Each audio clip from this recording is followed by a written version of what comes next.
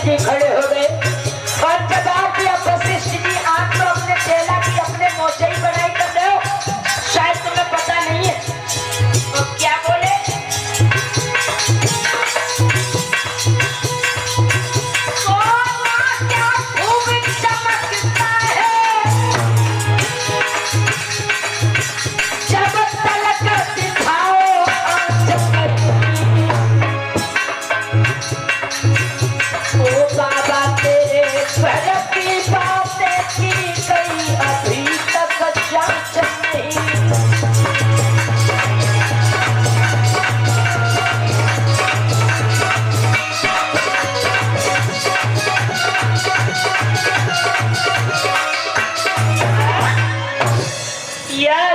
भाइयों इधर में क्या हुआ, आज महाराज विश्वामित्र जी खड़े हो गए और जवाब दिया कि महाराज आप अपने शिष्य की अपने मुंह से बड़ाई कर रहे हो, तो एक बात हमेशा याद रखना, अगर बड़ाई कोई दूसरा करे तब तो बड़ाई है, आप अपने शिष्य की अपने आप ही बड़ाई कर रहे हो, इसमें कौन सी भलमानसता है?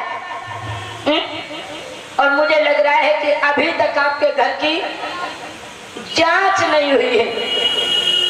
वशिष्ठ जी ने जवाब दिया कि विश्वामित्र जी अगर आप हमारे शिष्य की परीक्षा लेना चाहते हो तो आराम से ले लीजिए, हमारा शिष्य, मुझे राजा हरिश्चंद्र पर इतना भरोसा है कि वो अपने धर्म की ध्वजा को कभी डिगने नहीं देगा, क्योंकि उसके धर्म की ध्वजा स्वर्ग में लहरा रही है। आज महाराज वशिष्ठ जी से बड़ाई सुन करके महाराज हरिश्चंद्र की आज विश्वामित्र जी वहां से चल दिए हैं और वहां से चल करके विश्वामित्र जी ने एक सूकर का रूप धारण कर लिया। और जब सूकर का रूप धारण कर लिया तो आज वो सूकर का रूप धारण करके विश्वामित्र जी 22 समय पर महाराज हरिश्चंद्र की बगिया में पहुंच गए। और जब बगिया में पहुंच गए तो आज सारी बगिया को तहस नहस कर दिया। और जैसे ही माली रोकने के लिए गया तो आज विश्वामित्र जी ने जो सूकर का रूप धारण किया, उस सूकर का रूप धारण करके माली की जंघा को फाड़ दिया। और जब माली की जंघा को फाड़ दिया, जान को बचा करके आज माली महाराज हरिश्चंद्र के पास में पहुंच गया। और जब महाराज हरिश्चंद्र के पास में पहुंचा, जवाब दिया, महाराज हमारी बात सुनो। कौन सी बात? क्या हुआ? तुम रो क्यों रहे हो? भाई समय पर माली कहने लगा, महाराज हमारी बगिया में सूकर घुस आया है, सारी बगिया को तहस नहस कर दिया। और जैसे ही मैं रोकने के लिए गया तो उसने हमारी जंघा को फाड़ दिया। मैं जान बचा करके यहाँ पर आपसे कहने के लिए आया हूँ। तो आज महाराज 22 समय पर क्या हुआ, महाराज हरिश्चंद्र माली से कहने लगे, माली हमारी बात सुनो। और क्या बोला है राजा? आ रहे संध्या को समय और दुख मती दीजे रे काऊ को।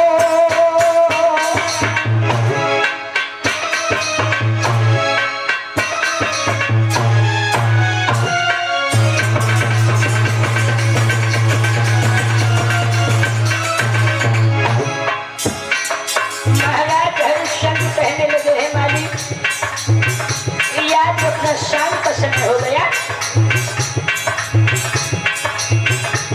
आ रहे संध्या को समय मती दीजे काऊ को। और दुश्मन आवे द्वार पे धना दीजे काऊ को।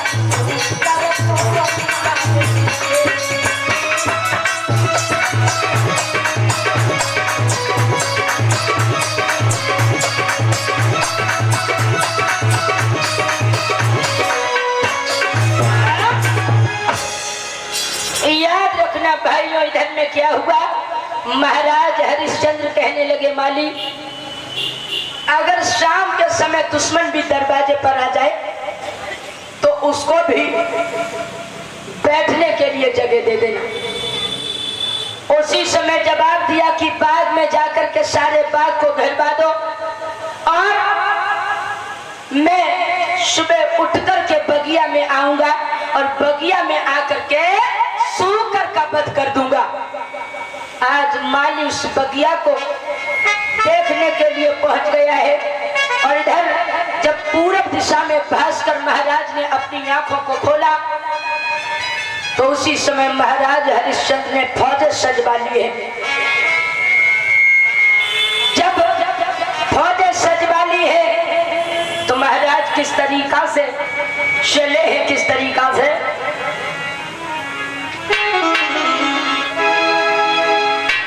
के पल किया नहीं तेरा लगाई है, चलो बीरा रसाई है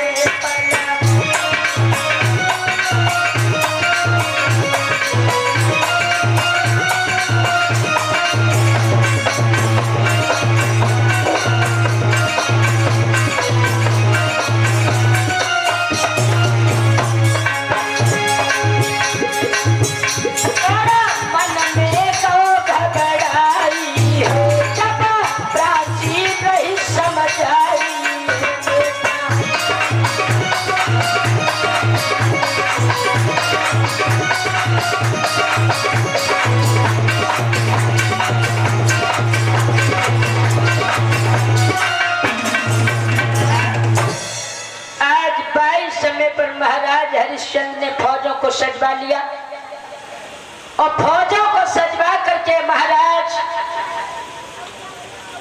हरिश्चंद्र बगिया में पहुंच गए और जितने भी पहरेदार थे जवाब दिया कि सारे बाग को घेर लो और याद रखना जिस किसी के सामने सूकर जिंदा निकल गया ना मैं उसका खुद वध कर दूंगा।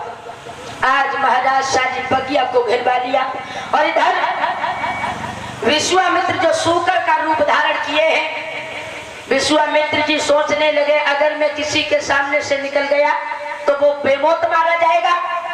तो आज विश्वामित्र महाराज हरिश्चंद्र के सामने से ही निकल गए और जब महाराज हरिश्चंद्र के सामने से निकल गए महाराज हरिश्चंद्र कहने लगे इसको पकड़ो ये भाग रहा है। और आगे बढ़कर के विश्वामित्र ने क्या किया, एक साधु का रूप धारण कर लिया और जब साधु का रूप धारण कर लिया तो मेरे भगवत प्रेमियों इधर में महाराज हरिश्चंद्र के पास में आ गए हैं और महाराज हरिश्चंद्र से पूछने लगे भैया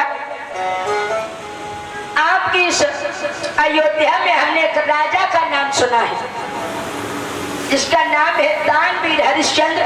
मैंने सुना है जो भी उसके दरवाजे पर जाता है वो कभी विमुख होकर के नहीं जाता। महाराज हरिश्चंद्र कहने लगे बाबा जी हरिश्चंद्र तो मैं ही हूँ, बताइए क्या मांगना चाहते हो। उसी समय पर जवाब दिया बाबा का रूप धारण किए हुए विश्वामित्र जी कहने लगे महाराज मैं बहुत गरीब हूँ और हमारे यहाँ पर एक कन्या है, हमें उसका विवाह करना है, उसके विवाह के लिए कुछ दान आप दे सके तो दे दीजिए। महाराज हरिश्चंद्र कहने लगे बाबा जी आपको कितना धन चाहिए। विश्वामित्र ने जवाब दिया महाराज ज्यादा नहीं, आप हमारी बेटी के लिए 60 भार सोना दे दीजिए। जो ये शब्द कहे कि आप हमारी बेटी के लिए उसके विवाह के लिए 60 भार सोना दे दीजिए, इतने में हमारी बेटी का विवाह हो जाएगा। महाराज हरिश्चंद्र कहने लगे बाबा जी ठीक है, लेकिन उसके लिए आपको हमारे महलों में चलना होगा, क्योंकि अभी मैं सुबह उठकर के सूकर को मारने के लिए आया था, उसने हमारी बगिया को तहस नहस कर दिया। विश्वामित्र जी कहने लगे अच्छा तेरा मैंने बहुत नाम सुना है, तू बहुत बड़ा दानवीर है, लेकिन आज तू एक बेजुबान को मारने के लिए चला आया। मैंने बहुत तेरा नाम सुना था और तू तो कह रहा है कि मैं तेरे महलों में हाथ फैलाऊं तब मुझे सोना देगा तू। मैं गरीब जरूर हूं लेकिन तेरे दरवाजे पर भीख नहीं मांगूंगा जाकर के। और आज विश्वामित्र जी कहने लगे लाला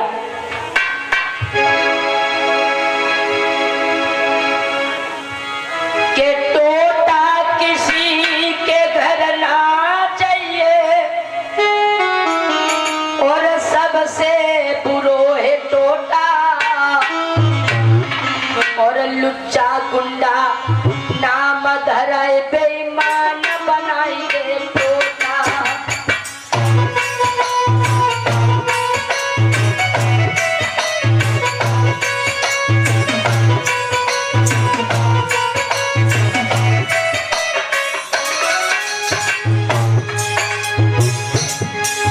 अरे टोटा काऊ के ढिंगना चाहिए सबसे पुरोहित टोटा।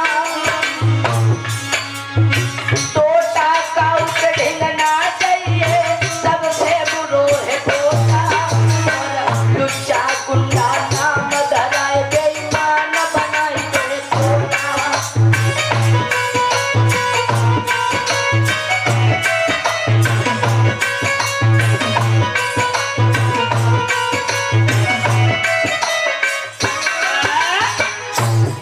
जवाब दिया है विश्वामित्र ने।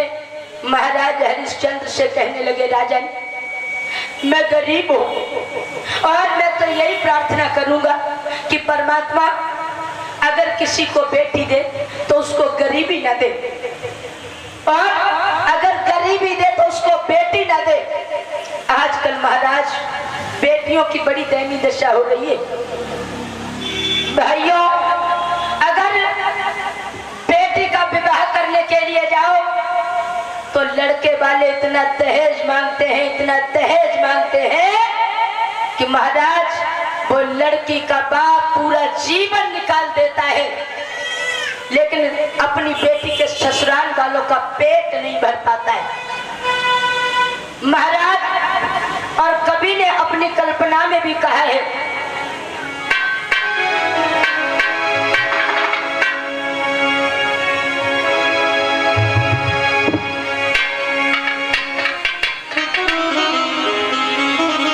कि ओ दहेज के ठेकेदारों तुम्हें शर्म कब आएगी तुम्हें शर्म कब आएगी।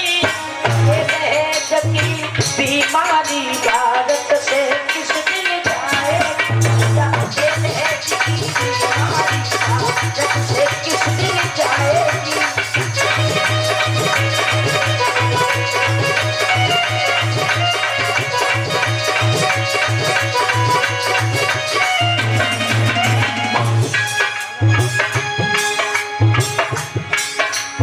ओ दहेज के